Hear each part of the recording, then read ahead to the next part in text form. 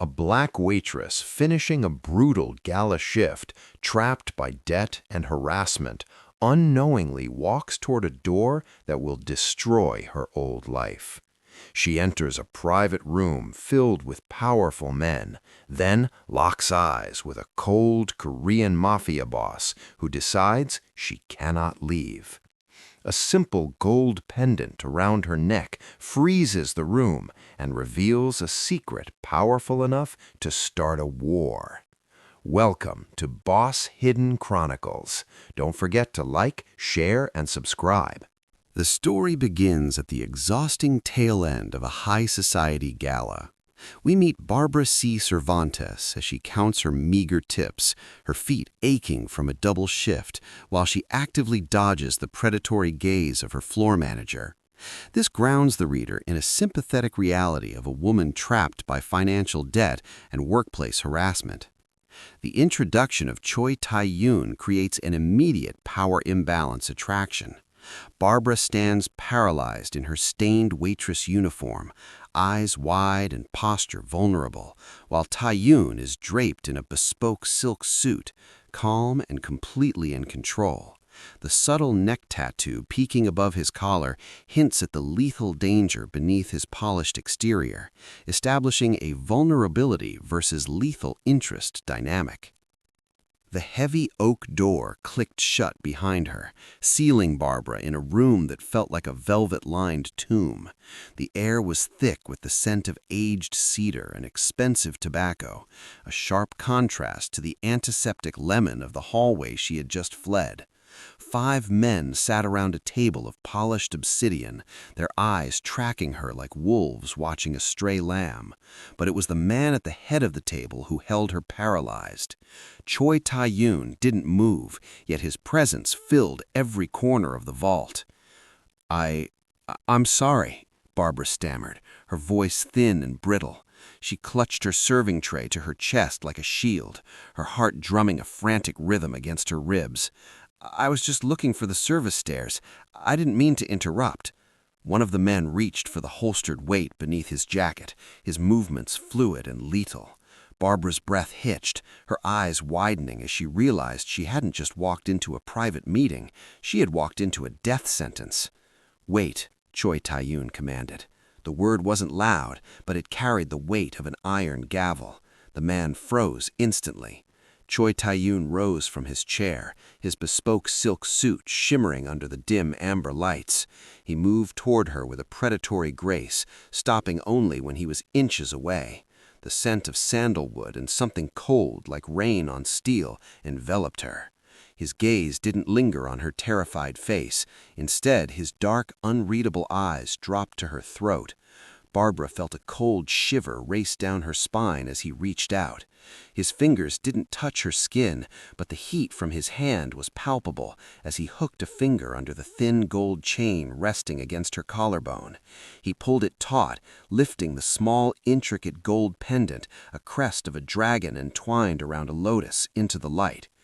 "Where did you get this?" he asked, his voice a low, dangerous vibration. "It was my father's," she whispered, her lips trembling. "He told me never to take it off. He said it was the only thing of value he had left." Choi Tae-Yun's thumb brushed the surface of the gold, his expression shifting from cold curiosity to a sharp, focused intensity.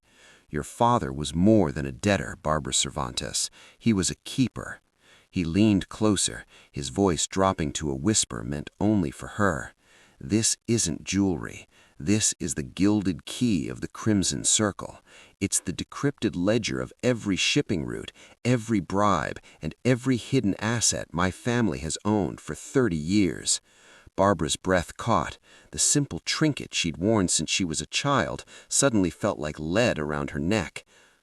I don't understand. He was just a mechanic." "He was the architect of our silence," Choi Tae-Yun corrected, his eyes locking onto hers with a terrifying interest. "And now that you've brought it back to me, I cannot let you walk out of that door. Not because of what you saw, but because of what you are carrying."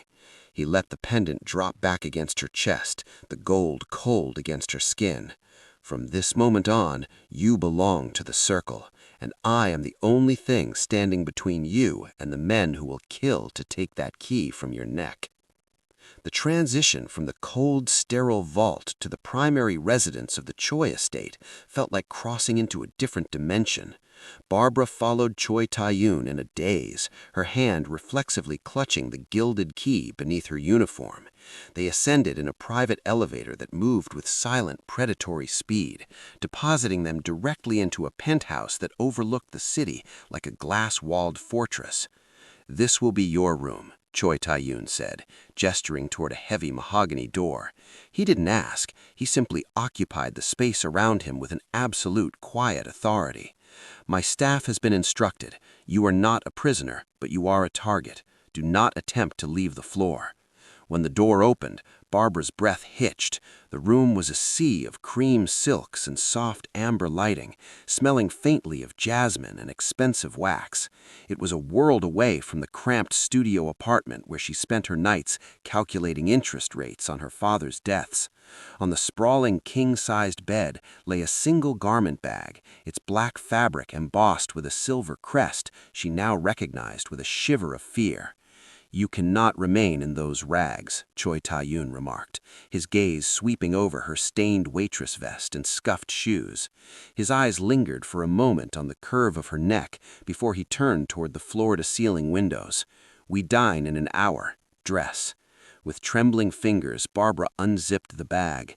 The dress inside was a masterpiece of midnight silk, so fine it felt like liquid against her skin. It was backless, with a delicate halter neck designed specifically to showcase the gold pendant she wore. As she slipped it on, the weight of the fabric told a story of craftsmanship that defied her understanding of money. She looked at the price tag tucked discreetly in the lining and felt a wave of vertigo. The cost of this single piece of silk was more than the $30,000 of debt that had been crushing her life for 3 years.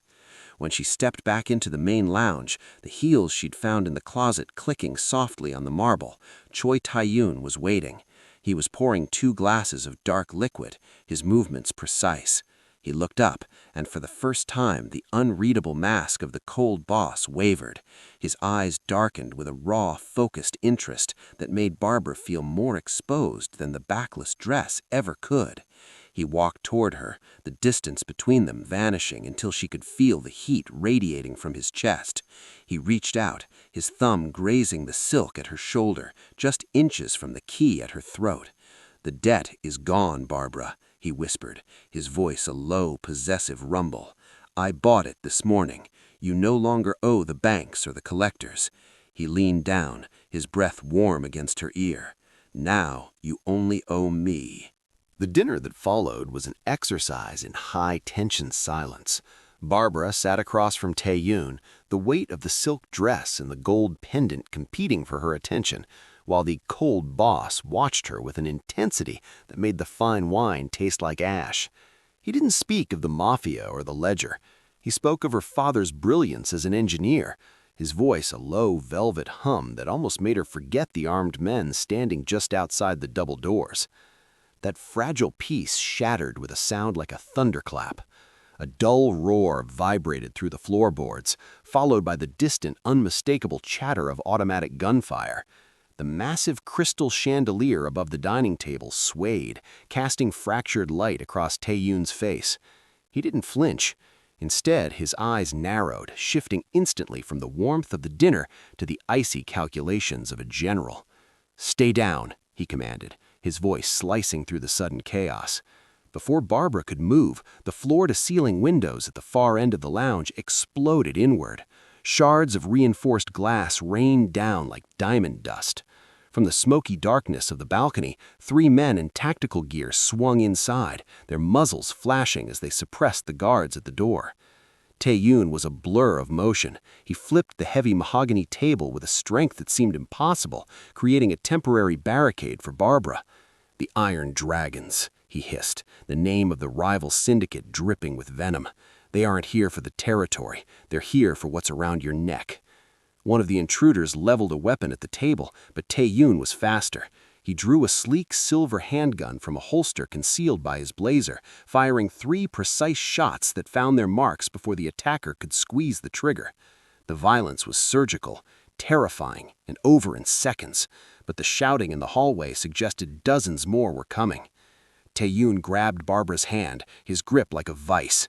He didn't lead her toward the elevator. He pulled her toward a seamless panel in the wall that slid open at his touch. "They've breached the main lobby and the service lifts," he said, his breath hitching as he checked the hallway. He turned back to her, his face inches from hers, the adrenaline making his dark eyes burn. "The club is no longer safe, neither is this city." He didn't wait for her to process the terror. He whisked her into the dark, narrow service tunnel, the midnight blue silk of her dress rustling against the cold concrete. As the heavy steel door hissed shut behind them, sealing out the sounds of the dying gala, Barbara realized the message had been received. The world she knew was gone, and the only person who could keep her breathing was the man currently leading her into the shadows of the underworld. The blacked-out SUV climbed the winding roads of the coast in total silence, the only sound the rhythmic thump of the engine and Barbara's own shallow breathing. Beside her, Tae-Yun was a statue of focused aggression, his jaw tight as he monitored a glowing encrypted tablet. They finally arrived at a brutalist structure of concrete and glass, perched precariously over the crashing Atlantic waves, a fortress disguised as a home. "You'll stay here," Tae-Yun said, his voice raspy from the adrenaline of the escape. "This house isn't on any official record. My father built it for emergencies that never came, until now." He led her to a study lined with floor-to-ceiling shelves of leather-bound books. In the center of the room sat a heavy iron safe, already standing open. "I spent all night wondering why your father had that key, Barbara. I thought he stole it. I thought he was a ghost from a past I needed to bury." He reached into the safe and pulled out a stack of weathered, handwritten journals, sliding them across the desk toward her. "I was wrong."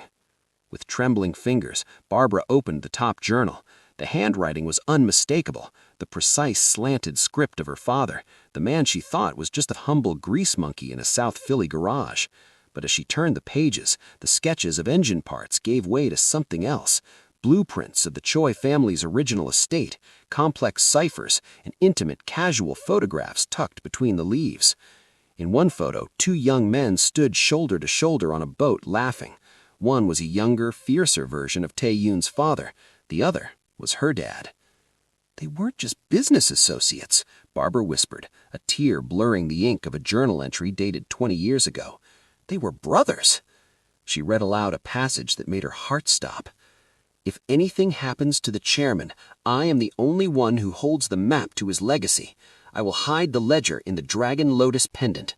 My daughter will carry it, unawares, until the day Tae-Yun is ready to lead. He is the only one I trust to protect her." The revelation hit her with the force of a physical blow. Her father hadn't been hiding from the Mafia. He had been the secret architect of its survival. He hadn't left her with debt and a trinket. He had left her with a destiny and a protector. She looked up at Tae-Yun. He was standing by the window, the moonlight catching the dark ink of the tattoo on his neck. He looked less like a cold boss in that moment, and more like a man who had finally found a piece of his soul he didn't know was missing. "He didn't just give you the key to my empire, Barbara," Tae-Yun said, turning to face her, his gaze softening with a rare, raw vulnerability. "He gave me the one person I was always meant to find." The sanctuary of the safe house felt increasingly like a gilded cage as the hours bled into a restless morning. Barbara sat by the window, the weight of the journals in her lap and the gold pendant heavy against her chest. She was no longer just a waitress. She was a legacy, a living map of an empire. But the ghosts of her old life weren't finished with her yet. Tae-Yun entered the room, his phone gripped so tightly in his hand that his knuckles were white. The calm, controlled mask he usually wore was fractured by a cold, sharp fury. He didn't speak immediately. He merely turned the screen toward her. It was a grainy video feed from a dark, industrial basement. In the center of the frame, tied to a rusted metal chair, was Mr. Henderson, the floor manager Barbara had spent months dodging. He looked pathetic, his usual bravado replaced by sheer blubbering terror. A hand reached into the frame, grabbing Henderson by his thinning hair and tilting his head back to reveal a blade pressed against his throat. They picked him up an hour ago, Tae-Yun said, his voice a low, dangerous rumble. The Iron Dragons know he was the last person to see you before you entered the vault. They think he knows where I've taken you. He doesn't know anything, Barbara whispered, her stomach churning. Despite her loathing for the man, the sight of him trembling for his life because of her was unbearable. Tae-Yun, they're going to kill him. They don't want him, Barbara. They want the key. Henderson is just the bait to bring you out into the open. Tae-Yun walked over to a heavy oak cabinet, pulling out a tactical vest and a pair of customized handguns. The cold boss was gone, replaced by a man preparing for a slaughter. Nakamura thinks I've grown soft because I'm protecting you. He thinks I'll trade the ledger for a piece of human trash like Henderson. What are you going to do? Tae-Yun stopped his preparations and looked at her. He crossed the room in 2 long strides, cupping her face in his hands. His touch was a startling contrast to the lethal weapons on the table. It was tender, almost reverential. I told myself I was protecting you for the ledger, he murmured, his face inches from hers. But every time I touch you, I realize I'm just trying to keep the world from taking what is mine. The closeness was a precipice. He didn't kiss her, but the promise of it hung between them, more dangerous than any weapon he had put in her hand. Before the moment could consume them, his radio chirped, a sharp, cold reminder that the enemy was moving. Tae-Yun pulled back, the mask of the Mafia Don sliding back into place, but the look he gave her over his shoulder as he walked away said everything. The training was over, and the real fight was about to begin. The following 3 days were a blur of adrenaline and aching muscles. Tae-Yun didn't leave the safe house. Instead, he transformed the expansive glass-walled basement into a training ground. He had traded his bespoke suits for athletic gear that clung to his frame, revealing the full extent of the dragon tattoo that spiraled down his arm, disappearing beneath the fabric. "Fear is a luxury you can no longer afford," he said, his voice echoing against the concrete walls. He stood behind her, his presence a constant hum of energy. "If I am ever separated from you, you cannot be a victim. You have to be a weapon." The training was grueling. He taught her how to find the soft points of a man's throat, how to use her weight to break a grip, and how to hold a compact 9mm with steady hands. Barbara, who had spent her life carrying heavy trays and dodging aggressive customers, found a reservoir of steel she hadn't known existed. But the physical toll was nothing compared to the proximity. During a session on close-quarters defense, the tension finally snapped. "Again," Tae-Yun commanded, his eyes narrowed. He lunged forward, grabbing her wrists to simulate a pinning maneuver. Barbara reacted instinctively. She twisted her hips, slipping beneath his center of gravity and driving her elbow upward just as he had taught her. But Tae-Yun was faster. He caught her arm, spinning her around until her back was flush against his chest, his strong arms locking around her waist. The air in the room suddenly felt heavy, charged with a current that had nothing to do with combat. Barbara's breath hitched as she felt the steady, powerful beat of his heart against her spine. His hands, calloused and warm, lowered to rest over hers, which were still gripped tightly over the gilded key at her chest. "You're learning," he whispered, his lips so close to her ear that she could feel the heat of his breath. Barbara leaned back into him, the blue silk of her resolve fraying. The cold boss was gone. In his place was a man whose touch felt like a claim. She turned in his arms, her wide eyes meeting his dark, searching gaze. For a heartbeat, the danger outside, the Iron Dragons, the kidnapped manager, the looming war faded into a distant hum. Tae-Yun's hand migrated from his waist to her cheek, his thumb grazing her jawline with a tenderness that felt forbidden. He looked at her not as a waitress or a legacy to be guarded, but as a... "They're bypassing the perimeter," Tae-Yun hissed, checking his tactical feed. "They aren't hitting the front gate. They're coming through the roof and the cliffs." Barbara felt a cold, sharp clarity wash over her. The fear that had paralyzed her in the vault days ago was gone, replaced by the mechanical survival instinct Tae-Yun had hammered into her. She looked at the blueprints of the elite club, the very place where this nightmare began, and then back at the layout of the safe house. "Tae-Yun, look," she said, pointing to the structural pillars in the basement. "This house was built by my father and your father. They used the same architectural signature as the club. There's a ventilation bypass behind the wine cellar. It's a narrow crawl space that leads directly to the cliffside hangar. Tae-Yun looked at the map, then at her. A grim, proud smile touched his lips. The tunnels. If we get there, we can flank them before they even clear the stairwell. As the first flashbang grenade detonated upstairs, rattling the glassware, they moved.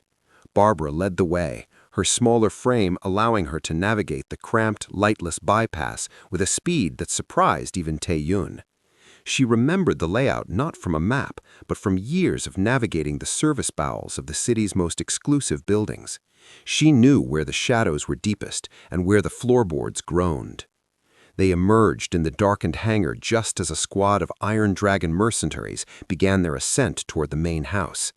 Tae-Yun moved like a shadow, his silenced weapon coughing as he systematically neutralized the rear guard. Barbara stayed low, using the training he'd given her to track the movements of the lead scout. When the scout turned, his eyes widening as he spotted her, Barbara didn't hesitate. She used the momentum of her sprint to drive her shoulder into the solar plexus, twisting his wrist until the weapon clattered to the floor, exactly as Tae-Yun had shown her in the basement. Tae-Yun finished the last of the intruders with a clinical efficiency that was terrifying to behold.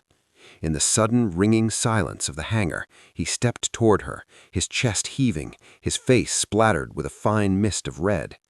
He grabbed her by the shoulders, his eyes searching hers for any sign of a break. "You led the counter-strike," he whispered, his voice thick with an emotion she couldn't quite name. "You weren't just a guide, Barbara. You were the general." The siege was far from over. The helicopters were circling back for a second pass, but as Barbara stood among the fallen enemies, the gilded key cold against her skin, she realized the power dynamic had shifted again.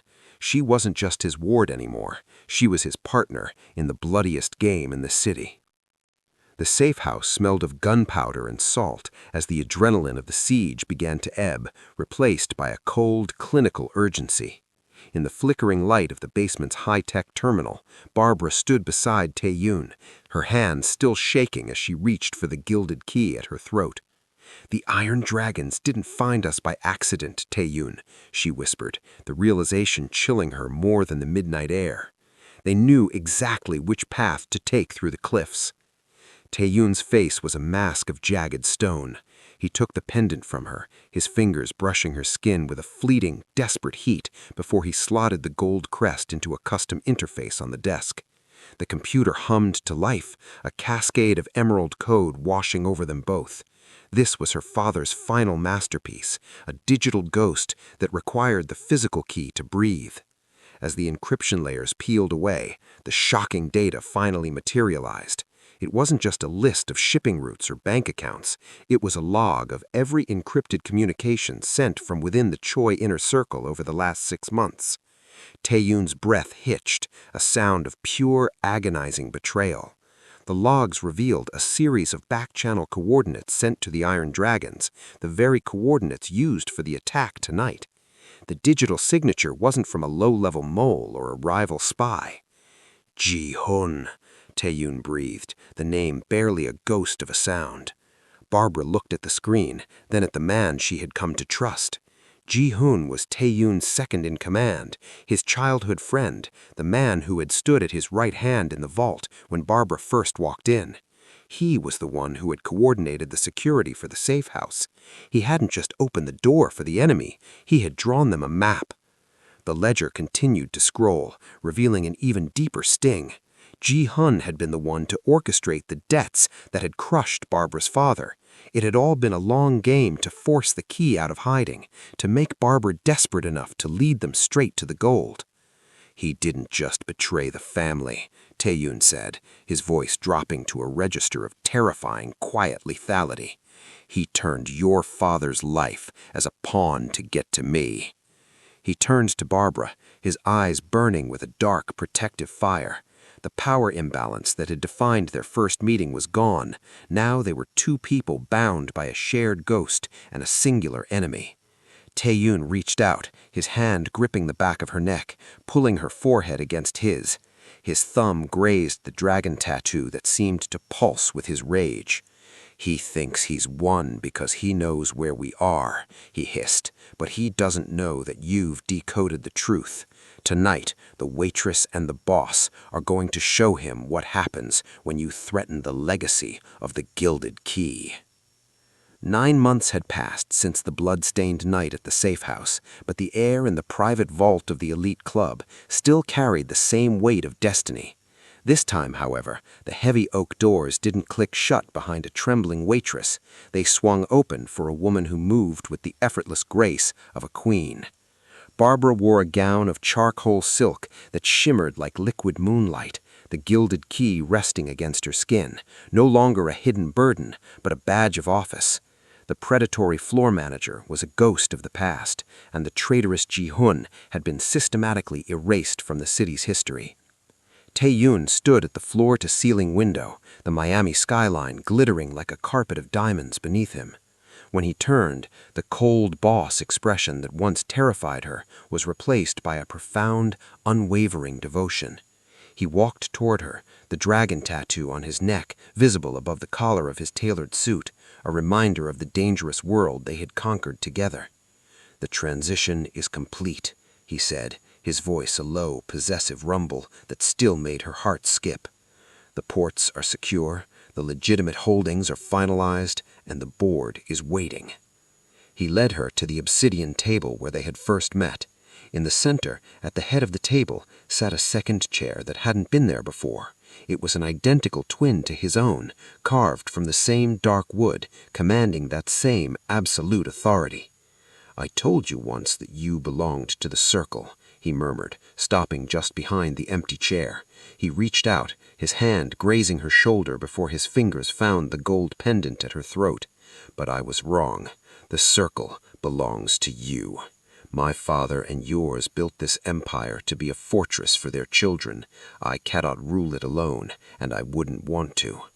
He pulled the chair out, his eyes locking onto hers with a raw intensity. "You are no longer the girl behind the tray, Barbara. You are the architect of our future. Will you take your place?"